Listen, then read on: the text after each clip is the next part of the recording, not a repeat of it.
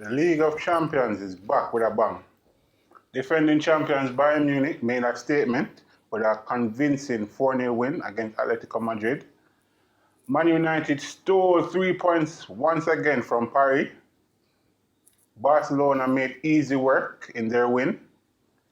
Wins for Liverpool and Man City. And Chelsea had to settle for a 0-0 draw against Sevilla. Toughest match of the round, you know. So you are the toughest job. So let me go first because I am going to be the unbiased person in this panel because I have no container in this race. So I'm going to get totally away from now, Lane. Lane, Arsenal is not in the Champions League. I am aware. So I'm just watching as a football fan. Allow me to So say. now that we get that out, we can save ourselves 3 minutes on this video alone, right? And over 2 hours to the rest of the season. So Arsenal is not in the Champions League. So my sole purpose is to assess every other match. Right? Couldn't be nothing else. There you go. However, you know, without any condescension in his voice. Right? Keep a monotone. Yeah, man, we can keep You it know, monotone, keep man. it right Yeah. there. Right there. Yeah, right. So Champions League, right?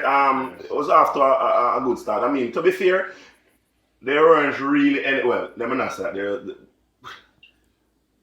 I was gonna say there were no real surprises per se, but you can argue about the Sevilla game and also the Manchester United game. But outside of that, arguably, you can argue about it. Mono. Outside of that, right?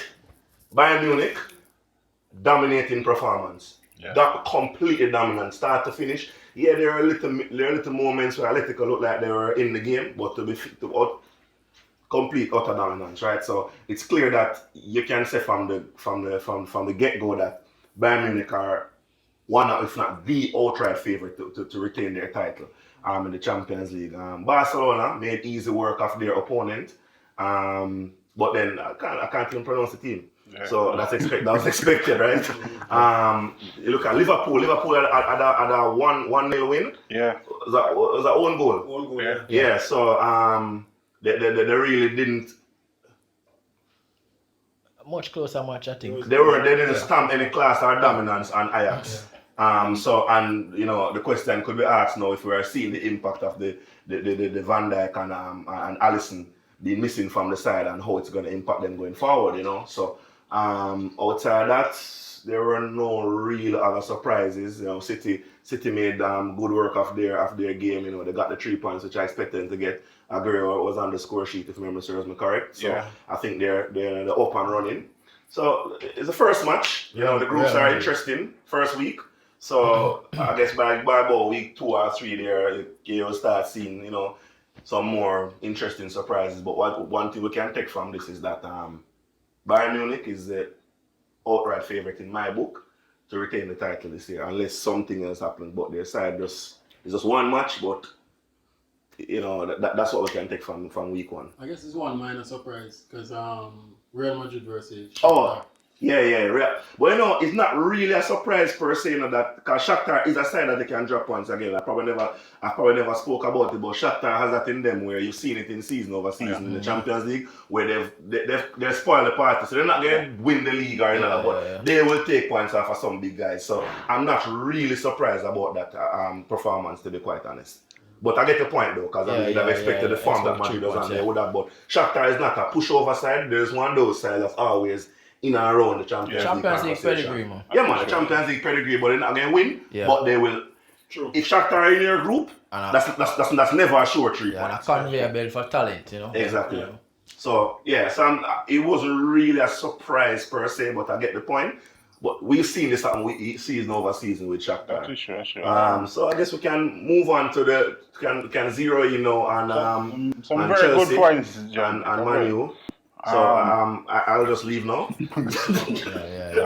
Kevin, Yeah. not the result that you wanted, you know, and you were very disappointed with Lampard's tactics. Yes. You know, take us through where he went wrong and what he could have done differently. All right, so Lampard set up the team wrong, and so Lampard, and I'll tell you, Chelsea fans, is one of my favorite players. You know, while he was playing for Chelsea, you know, even when he scored against Man City, you know, it wasn't that hurtful. It's Frank Four- Lampard. four Man you. City. Four Man City. For Man City. It wasn't that hurtful. But even when he was it was announced that he was about to get the job, I asked Lee and I said, not confident. I think it was too early. And I think it's showing.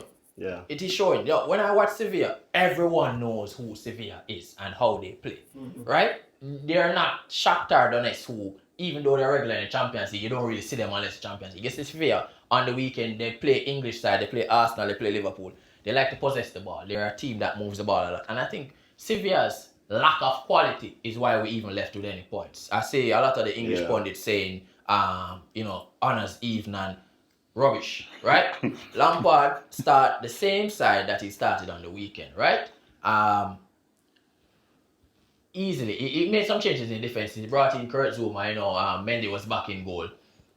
But again, he started Jorginho and he started Kante. And from the get-go, a side that liked to possess the ball and packs the midfield, they dominated possession. And whilst we were getting chances on the break, we were constantly under pressure. And I was looking at the game and I was like, I don't know if it's Lampard's arrogance going into the game feeling that, hey, Sevilla and he's Chelsea and he can go in and dominate.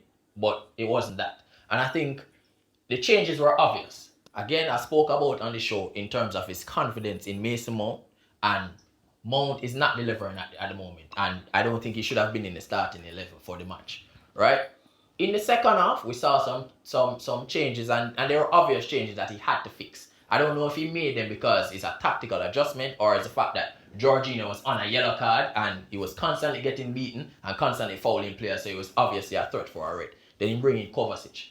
Now the dynamic changed. Sevilla is a side that presses you, right? N'Golo Kante is a fair enough dribbler, but he's not a dribbler with imagination. So he's going to lose the ball a lot. You bring in Kovacic, he's a competent dribbler, can dribble past anybody, right? And can make a pass, and he's good on the other side of the ball. The game changed instantly. You take out Mason Mount, you bring in Hakim Ziyech. A player who's not yet up to fitness, but a player who's comfortable with the ball at his feet. So when the ball playing to him and people are pressing him, he can hold the ball and make good decisions. And you saw instant change. That's when we started to get a foothold in the match, right?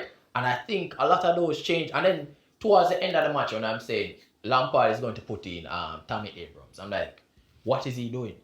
I think the team is a step above Lampard. I think he may fortuitously figure out stuff, but at the moment he's getting it wrong. And he's getting it wrong with the coaching. It's not just how he sets up the personnel, but how he prepares for the match. Some of these teams, we know them. We know how they play. We know what to expect. And to me, it seems as if Lampard doesn't know what to expect. On the point, Lampard, I pose this question. You said that he is probably arrogant, but probably it is a little bit of ignorance because, as I said, he's a young coach. You're right. But both of them, so whether it be tactical naivety or tactical arrogance, is still a problem. Yeah. And then I don't feel like it's ignorance, which is why I started by saying he's a player who is world renowned. So Lampard in his playing days may have never played against Sevilla, but he knows about Sevilla, right? And he knows their style of play, so it shouldn't be foreign to him, right? So Sevilla for me dominated the game for about 60 minutes, and we were chasing the entire time. I think we're lucky to escape with that drop. Yeah. And I add to that, Kevin, in terms of, and Lane made the point earlier, in terms of arrogance. I think it's more arrogance as well. I think Lampard going to that match saying, I have the better players, I'm supposed to get the performance, and I'm playing one way regardless of who I'm playing against. Yeah. And you say, Ole do it in terms of Ole, Arteta, even Pep Guardiola, you have to adjust to your opponents. Even if you think you have superior quality, you have to look at their style of play. Because even if you have a quality players, a person can still beat you with a better tactic. So your tactics has to always be and what was I think telling, he has an arrogant approach to the game. When I look at both teams, I was like, we're clearly the better team, but this team is well coached. This team knows that, look here, we can't believe him actually start Jorginho. Yeah. We are going to press him every chance we get. We're going to dribble past him. So he doesn't tackle well. And he falls a lot when he gets Jorginho stays on the field for 90 minutes, he get a red card or Chelsea concede. So then our defenders aren't necessarily technical. Kurt Zouma is not your most favorite player to see a player bearing down on and a ball coming into him. Right? So we had those problems and I just felt like all he needed to do, if he wanted to play, he needed the extra cover, and he needed to think that, yo, I need somebody who can carry the ball also out of midfield. So, I mean, they had us pinned down for a long time. Yeah. And then and our players, so I think the communication strategy was off also. So, it wasn't a total press, it was sort of a half press. Sevilla was comfortably able to play the ball out of the back. At times, when we are about to play it out, they're firmly on the top of our 18, waiting to press, forcing us to play long. So to me, when I look at the game, it was a coach that was outfoxed. Okay. Well, as I said, it's the hardest match that you have in the group so far. So you got that out of the way. You have a point. We see what the defending champions are out to do. They want to continue their dominance in Europe. Will an English club unseat them, or will Barcelona actually, powered by Messi, get the better of the Bavarian Giants? We want you to leave your comments. As always, we ask you to like, subscribe, and share this video. And remember, click that notification bell so you know when we upload our next video.